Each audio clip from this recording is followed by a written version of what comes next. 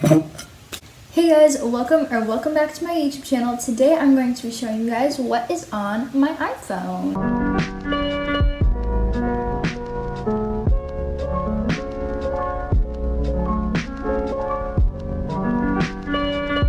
So before we get started, I just want to apologize real quick because I know the lighting isn't super great and neither is the background, but the lighting in my room is super bad, so I'm working on trying to figure out a way to fix it.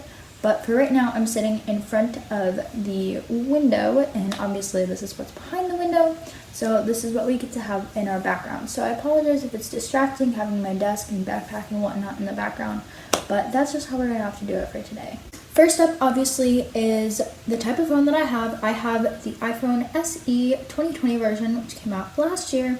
Kind of a little bit of an older phone and lower end, but I don't really use my phone for that much, so I'm kind of okay with not having a super fancy one. And this is my case that I have. It's just a blue OtterBox. If you don't have an OtterBox case, I highly recommend it, especially if you're someone that tends to drop your phone or if you're just clumsy in general. They protect your phone super well, and I have never broken an electronic while it was wearing an OtterBox. So this is what my lock screen looks like. I'm moving it around right now just so that my screen recording won't shut off, but it has Taylor Swift on it. As we know, I have a little bit of an obsession, but I did not make this either, so whoever did, you're amazing. I love it so much. It's beautiful. Congratulations. This phone does not have Face ID, but it does have Touch ID. I'm going to use my little home button, and boom, I'm into my phone, and I have the same wallpaper as I did for my lock screen, and here you can see all of my apps. I only have one page of apps because I don't really have that many, but yeah, I have Netflix, which is just Netflix, self-explanatory. And then I have NBC Sports, which I can show you, but it's basically, it just shows you shows that are on NBC Sports. So you sign in with your TV provider, and right now obviously the Olympics is going on, so it has a ton of stuff for the Olympics, and that's why I got it, so that I can keep up with all that stuff that's going on. And next is Guitar Tuner, which is literally just a guitar tuning app. But there are different options, so you can do guitar, ukulele, bass, different folk instruments, violins. There's all kinds of stuff, which is super useful. And then next is obviously YouTube, because that is pretty important for what I'm doing right now. And Starbucks, which basically just lets you order ahead and then go and pick up your order.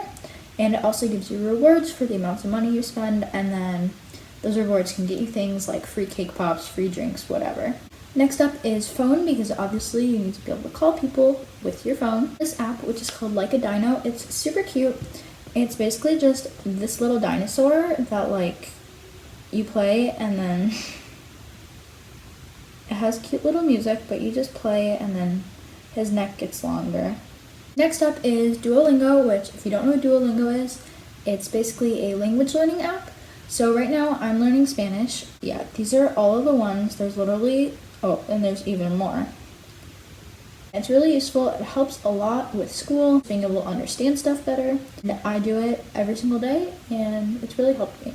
Next up is Disney Plus, which obviously is just Disney Plus. You can watch Disney shows and movies. And right next to it is Meet Mobile, which I'm not going to go into because it has personal information, but it's basically for tracking swim meets. So you can type in your name or your team's name or the name of the meet, and you can find out your results and your times and all that stuff. It does require a subscription though.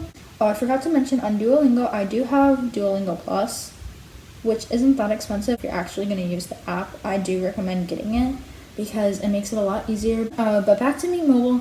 So it does need a subscription of like $7 a year, but it's really useful, and yeah. And then next to it is Remind, which is basically a school app. And so your teachers can send out reminders and you can see what they said. Schoology, basically you can do school assignments. YouTube Music is highly useful. I have a subscription obviously, so I can listen to it instead of like Spotify or Apple Music. This is what I use because you can do like a combo where you get YouTube Premium and YouTube Music, which is what I have, and I really enjoy it. And then lastly, the bottom row has Camera, which is obviously a camera. Safari, which is just searching Google pretty much. Messages, because it's phone. FaceTime, because it's a phone again. Here you have my app library, where you can see all of your apps that you have. but these aren't really like that important. Like I don't use them a whole lot, so I'm not gonna go into them. Yeah, so that's pretty much it for this video. I know I don't really have a lot of stuff on my phone, but like I said earlier, I don't really use my phone for much.